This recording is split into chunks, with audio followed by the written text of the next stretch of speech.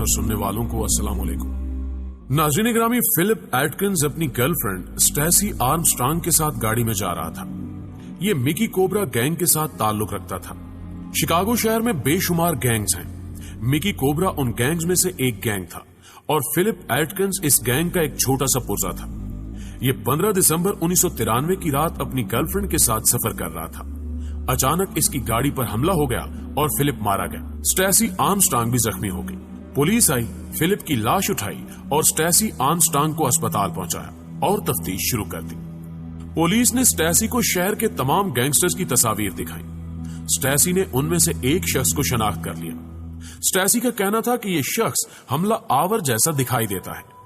उस शख्स का नाम रोडेल सैंडर्स था।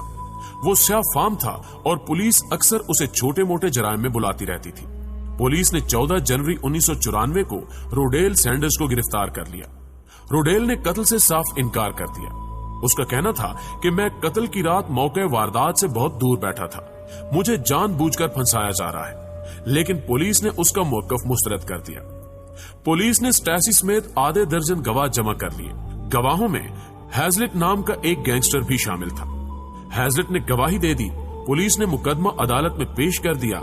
जज ने गवाहों की गवाही और पुलिस की तफ्तीश की रोशनी में जनवरी 1995 में सैंडर्स को 80 साल कैद की सजा सुना दी। रोडेल की उम्र उस वक्त 30 साल थी। वो शादीशुदा था। उसके 3 बच्चे थे। उसने फैसले के खिलाफ अपील की, लेकिन बदकिस्मती से अपील खारिज हो गई, जिसके बाद रोडेल था, जेल थी और जिंदगी के बेकैफ दिन और रात थे। मुजरिम ने अब पूरी जिंदगी जेल में गुजारनी थी। नाज़रीन ग्रामी, रोडेल के पास 2 ऑप्शन थे।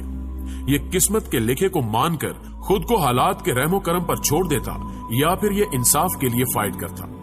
रोडेल नेचुरल फाइटर था। ये डट गया और इसने हार मानने से इनकार कर दिया। इसका फैसला अच्छा था, लेकिन कानून से लड़ने के लिए कानून दानों की जरूरत होती है और उसे वकीलों पर यकीन नहीं था। रोडेल का ख्याल था कि वकीलों को सिर्फ फीस से गरज होती है। ये लोगों को सिर्फ कानून की नजर से देखते हैं। कानून किसी को मुजरिम समझ रहा है तो वो शख्स मुजरिम है, खा वो कितना ही मासूम क्यों ना हो। और अगर किसी शख्स को कानून ने बेगुनाह करार दे दिया है तो वो शख्स खोपड़ियों के मीनार बनाए या हिरोशिमा और नागासाकी पर एटम बम गिरा दे तो वो हीरो होता है। रोडेल समझता था कि वकीलों के पास दर्जनों केस होते हैं। ये हर केस को मुकम्मल तवज्जो नहीं दे सकते और वो ये भी समझता था कि वकील सुस्त होते हैं। ये मुवक्किल के लिए ज्यादा काम नहीं करते। मसलन उसका ख्याल था कि उसका वकील अगर स्टैसी और हैजलेट पर जिरा करता तो वो लोग यकीनन झूठे साबित हो सकते थे, लेकिन वकील ने उन पर तवज्जो नहीं दी। रोडेल ने सोचा, मैंने अगर इंसाफ लेना है तो फिर मुझे अपना केस खुद लड़ना होगा। लेकिन केस लड़ने के लिए कानून की तालीम जरूरी थी और वो स्कूल से भागा हुआ था। वो कई दिन सोचता रहा, यहां तक कि उसने जेल में रहकर कानून की तालीम हासिल करने का फैसला कर लिया। उसने वालदैन से कानून की किताबें फ्राहम करने की दरखास्त की।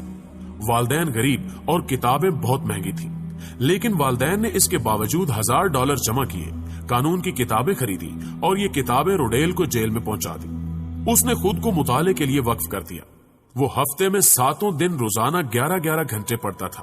उसने वालदैन, बीवी और बच्चों को भी अपनी मुलाकात तक से रोक दिया। वो मुसलसल पढ़ता रहा, यहां तक कि वो पूरा कानून घोलकर पी गया। उसने जेल से कानून के इम्तिहानात भी दिए और वो ये इम्तिहानात भी इम्तियाजी नंबरों से पास कर गया। रोडेल ने 8 साल कानून की किताबें पढ़ी। वो कानून समझ गया। उसने 2003 में अपनी पटिशन तैयार की और ये पटिशन अपील्ड कोर्ट भिजवा दी। वो अगले 3 साल अपील्ड कोर्ट को पटिशन की मंजूरी के लिए दरखास्त देता रहा। उसने बिल आखिर अदालत को कायल कर लिया कि मुकदमे का अहम तरीन गवाह हैजलेट झूठ बोल रहा था और वकला ने जानबूझकर उस झूठ का पर्दाफाश नहीं किया। अपील कोर्ट ने 2006 में दरखास्त समाअत के लिए मंजूर कर ली। ये समाअत 2008 तक चली। रोडेल ने 2 बरसों में साबित कर दिया कि गवाह हैजलेट ने पुलिस के दबाव में आकर गवाही दी थी। वो झूठा था और वो इब्तिदाई समाअतों में अपने झूठ का एतराफ कर चुका था, लेकिन पुलिस और सरकारी वकला ने जानबूझकर उसके एतराफ को केस का हिस्सा नहीं बनाया। अपील कोर्ट ने रोडेल का मौकफ तस्लीम कर लिया। मुकदमा दोबारा ट्रायल कोर्ट के सपुर्द कर दिया गया। नाज़रीन ग्रामी, ट्रायल कोर्ट ने रोडेल का केस खोला और अक्टूबर 2010 को आज सिरे 9 समाअत शुरू कर दी। रोडेल ने अपना मुकदमा खुद लड़ना शुरू कर दिया। ये केस अब मीडिया में आने लगा। शिकागो यूनिवर्सिटी के लॉ डिपार्टमेंट ने बेगुनाह मुजरिमों की मदद के लिए खसूसी शोबा बना रखा है। रोडेल केस की खबरें यूनिवर्सिटी तक पहुंची।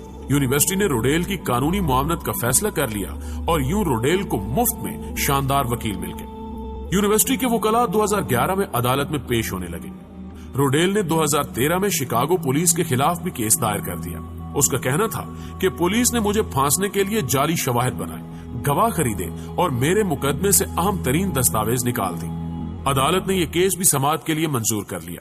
मुकदमा चलता रहा, यहां तक कि ट्रायल कोर्ट ने 22 जुलाई 2014 को हैजलेट को झूठा गवाह और रोडेल को कत्ल की रात जाए वकूआ से दूर तस्लीम कर लिया और उसे बाइज्जत बरी कर दिया गया। प्यारे दोस्तों, रोडेल सैंडर्स 20.5 साल बाद जेल से रिहा हो गया। वो जेल से बाहर निकला तो दुनिया बदल चुकी थी। वो जब गिरफ्तार हुआ था तो अमेरिका भर में लैंडलाइन टेलीफोन थे। वो वापस आया तो दुनिया टच स्क्रीन तक पहुंच चुकी थी। वो जेल गया तो लोग घरों में खाना तैयार करते थे। वो वापस आया तो मुल्क भर में जंक फूड का कल्चर आ चुका था। लोग ऑर्डर करते हैं और डिलीवरी बॉय घर के दरवाजे पर खुराक डिलीवर कर जाते हैं। वो जब अंदर गया तो लोग पर्सनल कंप्यूटर इस्तेमाल करते थे। कंप्यूटर की स्क्रीन ब्लैक एंड व्हाइट होती थी और प्रिंटर्स ना होने के बराबर थे। लेकिन वो वापस आया तो पर्सनल कंप्यूटर, लैपटॉप और टैबलेट से होते हुए स्मार्टफोन तक आ चुके थे। वो जेल गया तो इंटरनेट सिर्फ सरकारी महकमों में होता था। वो जब वापस आया तो पूरी दुनिया वाईफाई से जुड़ चुकी थी। वो जेल गया तो दुनिया में गूगल, अमेज़न और फेसबुक का नामो निशान तक नहीं था। लेकिन वो वापस आया तो ये तीनों दुनिया की मशहूर तरीन फर्म बन चुकी थी। वो जब जेल गया तो अमेरिका में बिल क्लिंटन की हुकूमत थी और वो वापस आया तो तारीख का पहला स्याह फार्म बराक हुसैन ओबामा अमेरिका का दूसरी बार सदर मुंतखब हो चुका था। और वो जब जेल गया तो उसके 3 बच्चे थे और वो वापस आया तो वो 7 बच्चों का दादा बन चुका था। यानी रोडेल की दुनिया मुकम्मल तौर पर बदल चुकी थी। रोडेल सैंडर्स जेल से निकलकर कल्चरल शॉक का शिकार हो गया। ये 2 साल उन शॉक्स में रहा। ये बमुश्किल जिंदगी के साथ दोबारा जुड़ना शुरू हुआ था कि अचानक एक और धमाका हो गया। 28 सितंबर 2016 को अदालत ने उसके दूसरे मुकदमे का फैसला भी सुना दिया। अदालत ने शिकागो पुलिस को रोडेल सैंडर्स के 20 साल बर्बाद करने पर $15 मिलियन जुर्माना कर दिया। ये रकम पाकिस्तानी रुपयों में 1.5 अरब रुपए बनती है। रोडेल सैंडर्स फैसला सुनने के बाद अदालत से निकला और फुटपाथ पर पैदल चलना शुरू कर दिया। उसको समझ नहीं आ रही थी कि वो इस फैसले पर कहका लगाए या फिर फूट फूट कर रोए। ये रकम 15 साल के एक ऐसे शख्स के लिए सजा से कम नहीं थी जिसने 20.5 साल जेल में बेगुनाही की सजा भुगती हो और जिसे खुद को बेगुनाह साबित करने के लिए 19 साल कानून पढ़ना पड़ा हो। रोडेल शिकागो के फुटपाथ पर पैदल चल रहा था और अपने आप से पूछ रहा था कि रोडेल, तुम इस रकम का क्या करोगे। वो चलता रहा यहाँ तक कि वो थक कर फुटपाथ के बेंच पर बैठ गया। नाज़रीन ग्रामी, आप सितम ज़रीफी मुलाहिजा कीजिए कि रोडेल सैंडर्स के पास कम से कम एक सवाल तो था, जबकि पाकिस्तानी मजहब बगैर सवाल के दुनिया से गुजर गया। पाकिस्तान की सुप्रीम कोर्ट ने 16 अक्टूबर 2016 को 19 साल बाद मजहर को बेगुनाह करार दिया।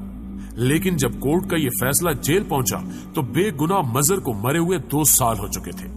मैं परेशान हूं कि रोडेल खुशकिस्मत है या मजहर। दोस्तों, ये बेगुनाह मजहर कौन था, ये इंशाल्लाह आपको अगली वीडियो में बताया जाएगा। मुझे पूरी उम्मीद है कि आज की ये वीडियो भी आपको बेहद पसंद आई होगी।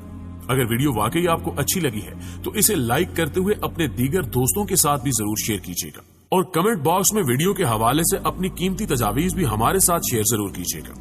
और चैनल पर नए शामिल होने वाले दोस्तों से गुजारिश है कि अगर अभी तक आपने हमारा ये चैनल सब्सक्राइब नहीं किया तो इसे सब्सक्राइब करते हुए साथ मौजूद घंटी के बटन को भी दबा दें ताकि इल्मी, अदबी और तारीखी वीडियोस की नोटिफिकेशन आप तक बाकायदगी के साथ पहुंचती रहे। दोस्तों, जल्दी हाजिर होते हैं एक नई वीडियो के साथ। तब तक के लिए अपना ढेर सारा ख्याल रखिएगा। अल्लाह हाफिज।